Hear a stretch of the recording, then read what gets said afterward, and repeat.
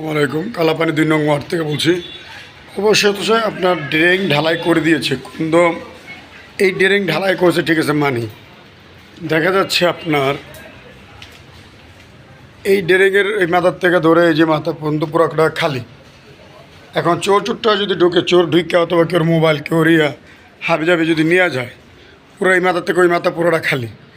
তো আমি যারা বাড়িলারা আছেন, এই যে প্রতিটা লাইনে লাইনে আপনার মনে করেন ঢালাই দেওয়া আছে, 2 নং ওয়ার্ডের সব জায়গায় ঢালাই দেওয়া আছে, দেখতে পাচ্ছেন। আমি যাচ্ছি আপনাদের দেখাচ্ছি।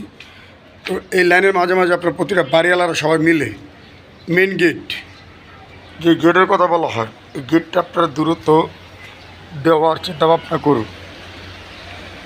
দেখতে পাচ্ছেন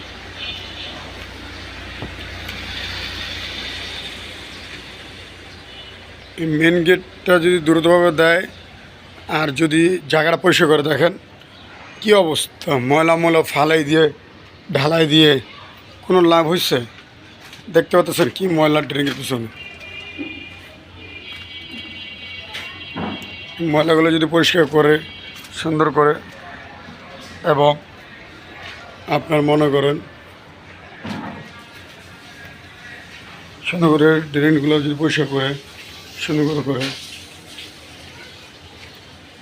তাহলে দেখা যাচ্ছে আপনার যে দুনিয়ার মজা ঝুম দিয়ে দেখা, দেখছেন আমি ওই মাথা থেকে মাথা পর্যন্ত আসি, গেটটা অলরেডি লাগানো এই লাইনটার ভিতরে।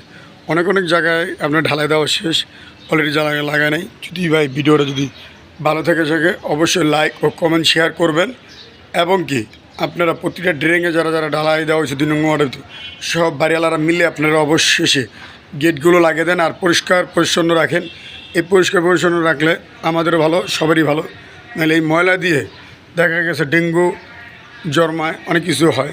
তো এই জন্য ভিডিওটা সবাই শেয়ার করুন। আসসালামু আলাইকুম ওয়া রাহমাতুল্লাহ।